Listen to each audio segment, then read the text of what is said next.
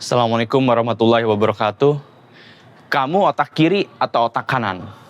Nah, dari saya kecil, saya sering banget dengar soal otak kiri dan otak kanan. Kalau kamu dominan di otak kiri, karena otak kiri itu adalah logis, maka biasanya kamu akan lebih jago matematika. Tapi kalau misalnya kamu dominan di otak kanan, karena otak kanan itu adalah pusatnya kreatif, maka kamu biasanya lebih cenderung nyeni. Nah, kamu otak kiri atau otak kanan? Saya udah sangat terbiasa mendengar perbedaan otak kiri otak kanan itu.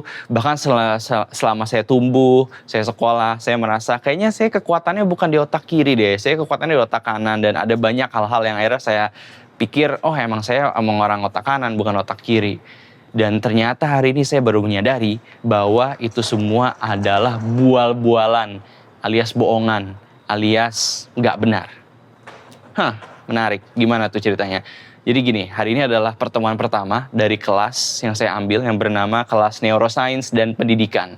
Dan di kelas tersebut saya belajar banyak dan di pertemuan hari ini kita membahas banyak tentang neuromyths atau mitos-mitos tentang otak. Nah, kenapa sih kita harus belajar tentang mitos tentang otak?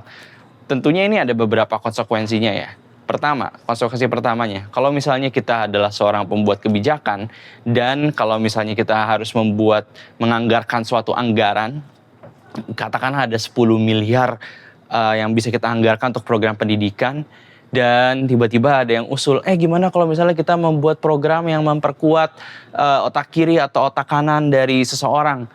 Nah, itu kan sebenarnya adalah bogus alias tidak didukung oleh data ilmiah terkini. Mungkin benar sih zaman dulu ada yang pernah mengatakan seperti itu, tapi ternyata riset-riset yang paling terbaru justru menunjukkan ya nggak ada pengotak-ngotakan kaku seperti itu ya, otak kiri atau otak kanan. Yang otak kiri itu logis, matematis, yang otak kanan itu seni, kreatif, nggak ada ternyata. Dan bayangkan kalau seandainya mitos tersebut mempengaruhi pembuatan kebijakan yang melibatkan uang pajak warga. Itu di level pembuat kebijakan. Oke, kalau misalnya kamu bilang ke saya kan bukan pembuat kebijakan. Oke, tapi kalau misalnya nih kamu jadi orang tua, misalnya anak kamu mau sekolah, atau anak kamu lagi mau cari kursus, tiba-tiba ada yang nawarin, mau nggak ambil kursus untuk memperkuat otak tengah. Jadi nggak cuma otak kiri, otak kanan, tapi otak tengahnya diperkuat. Saya ingat banget karena dulu pernah tuh ada kursus-kursus kayak gini dan harganya udah mahal. Itu katanya janjinya juga kayak mustahil, katanya bisa kalau misalnya otak tengahnya diperkuat itu matanya ditutup bisa baca buku atau bisa ngelihat apalah, pokoknya udah kayak Avengers saja.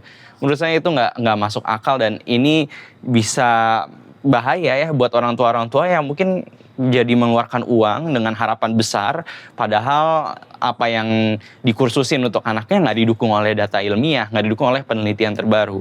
Atau kalau misalnya kamu bukan orang tua dan mungkin nggak berminat jadi seorang orang tua, maka seminimal-minimalnya adalah mengetahui tentang mitos-mitos otak ini bisa membantu kita untuk sadar bahwa ada banyak pandangan-pandangan di dunia ini yang ternyata salah.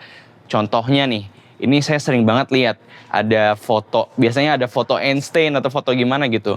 Ada kata-kata seperti ini, manusia hanya menggunakan 10% dari kapasitas otaknya. Nah, itu bokis banget, bohong alias gak ada itu kayak gitu ya. Itu adalah bual-bualan semata. Dan sayangnya yang kayak gini tuh biasanya nyebar dengan cepat nih. Kita cuma pakai 10% otak kita dan kita harusnya bisa lebih kuat lagi, lebih pintar lagi dari sini gitu. Bayangkan kalau misalnya ini nyebar kemana-mana dan orang punya persepsi yang salah. Sebenarnya kita nggak menggunakan cuma 10% otak kita.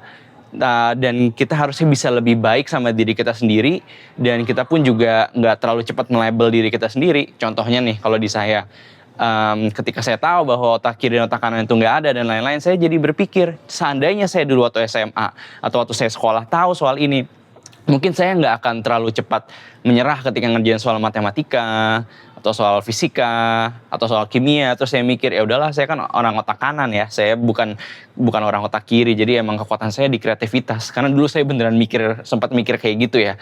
Nah, padahal hal-hal ini nggak ada gitu ya. Jadi kita harus sadar sama mitos-mitos otak seperti ini. Terus kenapa sih mitos-mitos otak ini bisa terus ada dan ya kenapa ya mitos-mitos otak ini hilang-hilang gitu. Nah ini ada satu buku ya yang menarik. Buku ini judulnya Neuromyths: Debunking False Ideas About the Brain, karangan Tracy Tokuhama Espinosa gitu. Jadi intinya dia membahas tentang mitos otak ini atau neuromyths, dan dia membahas kenapa sih yang namanya mitos-mitos tentang otak ini terus bertahan dan bahkan masuk kemana-mana gitu ya, ke pikiran orang tua, ke pikiran pembuat kebijakan. Ya, sebenarnya ada 4 alasan ya, 4 atau 5 alasan sebenarnya. Alasan yang pertama adalah ya karena manusia suka penjelasan yang sederhana. Kalau misalnya kita lihat teman kita jago ngelukis, misalnya kita lagi di tugas, lagi ngerjain tugas ini ya, tugas sekolah yang ngelukis gitu. Terus teman kita lebih jago ngelukis daripada kita. Kita mungkin bakalan mikir ya udahlah dia kan otak-otak kanan gitu. Itu padahal adalah penjelasan sederhana. Bisa jadi dia sebenarnya lebih jago melukis karena dia udah banyak latihan aja gitu ya, atau karena dia emang hobi menggambar, jadi dia berjam-jam setiap hari ngelukis gitu. Nah, itu karena kita suka penjelasan yang sederhana. Terus yang kedua ya, yang kedua itu adalah kurangnya literasi ilmiah atau kurangnya pemahaman cara berpikir ilmiah yang baik. Nah, ini yang seringkali memang sulit ya, karena yang namanya penelitian itu kan biasanya ditulis dalam jurnal-jurnal atau paper-paper yang panjang dan bahasanya juga suka ribet gitu kan. Jadi saya nggak menyalahkan orang-orang juga sih, karena memang peneliti kadang-kala kalau nulis suka ribet. Tapi ini jadi masalah. Misalnya nih, katakanlah ada satu studi yang menemukan bahwa ini cuma permisalan saya aja ya. Katakanlah misalnya ada satu studi yang menemukan, siswa SMA yang minum kopi itu skor hasil matematikanya katakanlah 3% atau 4% lebih bagus dibanding yang tidak minum kopi. Terus tiba-tiba jadinya yang kesebar di grup WhatsApp adalah minum kopi bikin kamu pintar. Padahal kan sebenarnya penelitiannya hanya untuk siswa SMA contohnya, dan bisa jadi bahkan yang diliti hanya laki-laki saja, atau bahkan itu hanya untuk orang-orang yang ada di katakanlah di Jawa gitu ya. Jadi ini sih kekurangan literasi atau pemahaman ilmiah yang akhirnya membuat mitos-mitos otak ini tuh bertumbuh dengan subur. Nah, terus alasan yang ketiga apa sih? Ya adanya commercial benefit sih, atau ada orang yang bakalan punya keuntungan. Kayak misalnya tadi contoh kopi, andai kata penelitian kopi mitos tentang otak yang mengatakan bahwa minum kopi itu bikin pintar, itu menyebar kemana-mana, ya perusahaan kopi akan diuntungkan. Sama kayak contoh yang saya tadi kasih tahu ya soal otak tengah. Ya dulu itu saya ingat banget waktu saya sekolah banyak banget tuh kursus-kursus otak tengah, dan itu lumayan mahal ya, tentunya ada yang diuntungkan di situ kan. Jadi mitos-mitos otak ini akan tetap ada selama ada yang mendapatkan keuntungan dari sana.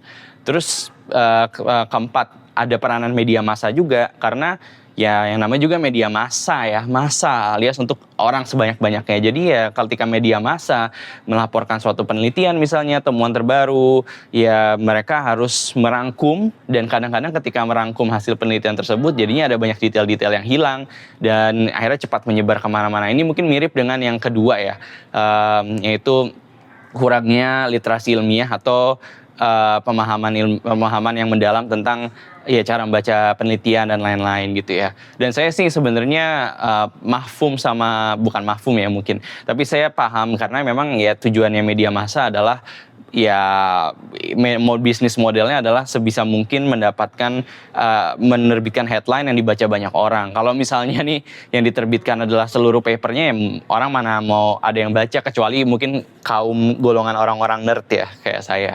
Jadi ya itu sih. Dan yang terakhir ini menarik banget, ada yang namanya bandwagonism ya, atau istilahnya adalah ikut-ikutan. Jadi kalau misalnya nih, katakanlah kamu di suatu sekolah dan setiap orang dari kepala sekolah, guru dan lain-lain percaya bahwa yang namanya otak kiri dan otak kanan itu ada gitu ya. Dan kamu guru baru yang tahu itu salah. Tapi ketika semua orang mikir kayak gitu ya ujung-ujungnya biasanya kita ya udahlah ngalah aja dan ikut-ikut aja sama pemikiran mereka. Dan itulah yang akhirnya menyebabkan mitos-mitos otak ini sulit buat dihapuskan. Sekali lagi, mitos-mitos otak ini tumbuh subur di mana-mana, dan kita harus sadar soal ini. Terutama kalau misalnya kita mau jadi seorang pendidik ya. Karena kita jangan sampai mendesain atau merancang suatu pembelajaran yang tidak berdasarkan suatu penelitian ilmiah atau suatu riset yang memang betul-betul valid gitu. Karena ya sayang aja kan, terutama kalau misalnya kita membuat kebijakan harus mengeluarkan uang, uang rakyat lagi, dan didasarkan pada pemikiran-pemikiran yang sebenarnya nggak sesuai dengan penelitian terbaru gitu. Atau seminimal-minimalnya buat diri kita sendiri. Kayak saya nih, buat saya akhirnya saya jadi sadar, dan saya harap sih nanti buat anak saya dan juga buat anak-anak lain yang nggak perlu mengotak-otakan diri jadi orang otak kanan atau otak kiri, ya otak-otak aja. Dan kalau misalnya kamu struggling di matematika atau struggling dalam tugas-tugas kesenian, bukan karena kamu itu cuma di otak kiri atau otak kanan, tapi ya mungkin ada alasan-alasan lain. Jadi itu teman-teman, dari kelas Neuroscience dan Pendidikan membahas tentang mitos-mitos mitos-mitos otak atau neuromyths. Semoga kita jadi lebih sadar dan lebih aware dan ya melihat dunia dengan cara yang lebih baik, termasuk lebih baik ke diri kita sendiri. Siap. Oke deh. Sampai jumpa. Terima kasih. Wassalamualaikum warahmatullahi wabarakatuh.